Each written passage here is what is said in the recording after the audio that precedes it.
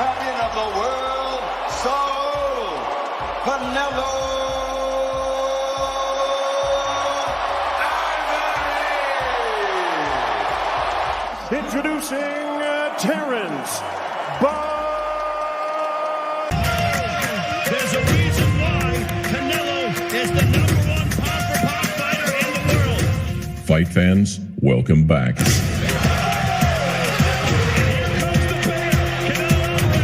Now what they gonna say? They always talk, I'm the best fighter in the world. Alright, fight enthusiasts. Let's discuss a fantasy match that has everyone buzzing, Saul Canelo Alvarez versus Terence "Bud" Crawford. Crawford has been on a complete run recently, but if this fight ever takes place, I have to say Canelo is going to dominate him, and I am going to dissect precisely the exact reason. So back off, unwind, and let us start. Let us first consider the obvious size. Natural super middleweight. Canelo has even progressed to light heavyweight and knocked out Sergey. Yes, about the fight. Me and you're gonna know each other, and then we wanna see what happened.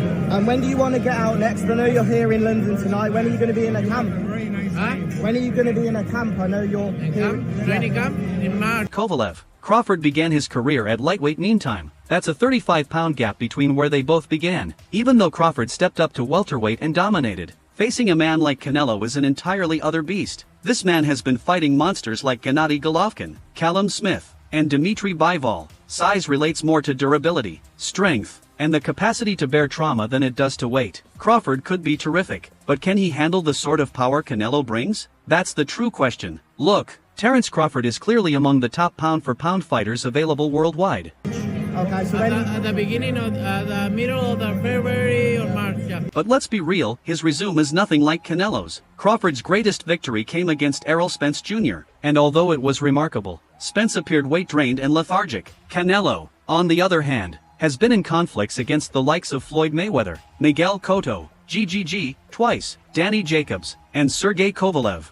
He's seen every style there is: slick boxers, power punchers, pressure fighters. If it is a business for me, I'm open to talk, no matter what. Anything else for Chula Vista? No, thank you everybody from Chula Vista. Thank you for your support. the likelihood of a fight with you and Terence Crawford, it would be one of the biggest in boxing. We don't talking about. You name it, he's dealt with everything. Crawford hasn't faced anybody even near to Canelo's level, and that's a significant issue. Crawford is a good fighter, but let's be serious, he's never been hit by someone like Canelo. We're talking about a man who knocked out Caleb Plant with a single uppercut and folded Billy Joe Saunders' face with one blow. His body shots? Brutal. His counter-punching? Deadly. Crawford could have quick movement and fantastic counters, but at some time, he's going to be hit, and when it occurs, will he be able to take it? Spence was able to touch Crawford numerous of times, but Spence doesn't have Canelo's power. One clean shot. News floating around saying that you could potentially be negotiating with Terence Crawford directly for a main fight. Any truth to that? No, I'm working in other things. Now I'm enjoying my family. I'm not talking about boxing yet.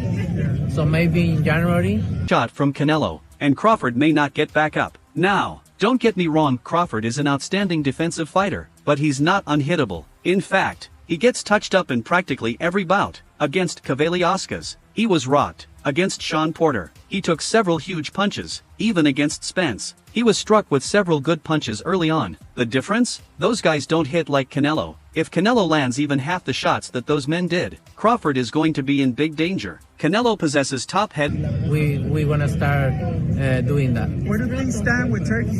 Turkey said he would like to open a line of communication with you.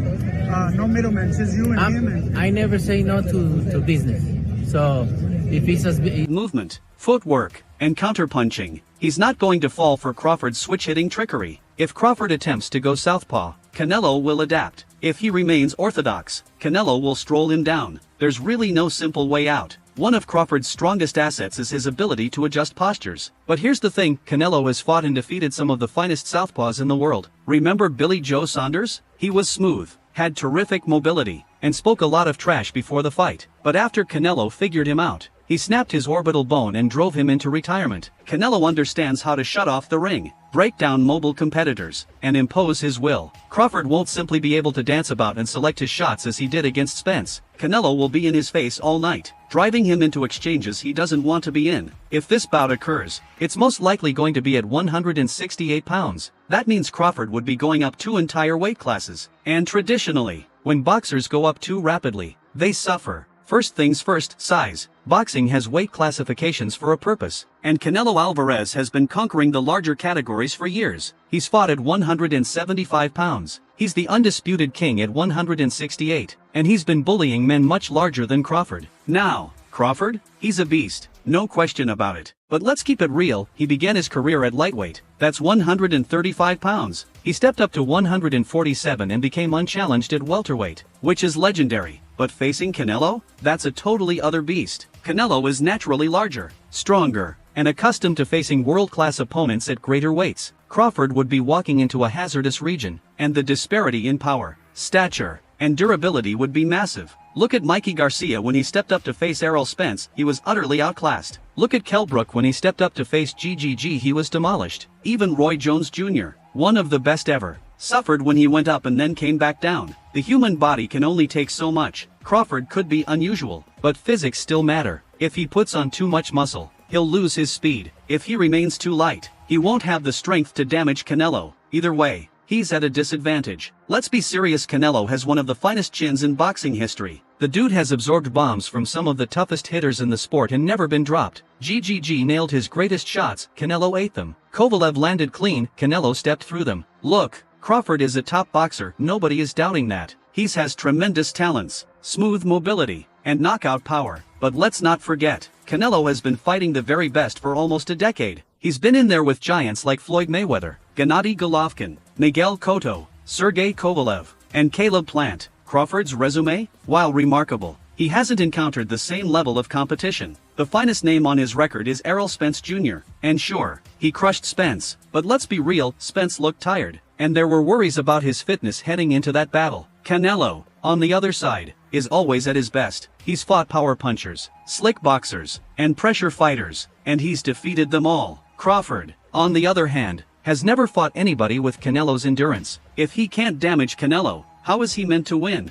Outbox him for 12 rounds? Good luck. Canelo's pressure will finally tear him down. Now, look, I'm not saying Crawford has zero chance. He's got great talents, amazing combat IQ, and a killer instinct. But styles create fights, and in this battle, Canelo has every edge. He's larger, stronger, more experienced, more powerful, more durable. Crawford may be amazing, but this is a mountain too steep to climb. If they ever step in the ring, I imagine Canelo slowing him down, wearing him down, and finally stopping him late in the fight. One of the most underestimated features of Canelo's style is his ability to change mid-fight. We've seen it time and time again when things aren't going his way. He makes the proper adjustments. Against Caleb Plant, he cut the ring off brilliantly. Against Sergey Kovalev, he methodically broke him down. Against Billy Joe Saunders, he identified out his movement and shut him down. Crawford is a high IQ fighter, no question, but so is Canelo, and Canelo has done it against greater opposition. If Crawford begins strong, Canelo will figure him out and shift the battle in his advantage. But hey, that's just my view. What do you think? Does Crawford have what it takes to shock the world, or is Canelo simply too much for him? Drop your opinions in the comments and let's chat about it. And if you enjoy boxing arguments like this, don't forget to like, subscribe, and press that notification bell. More battle breakdowns coming shortly.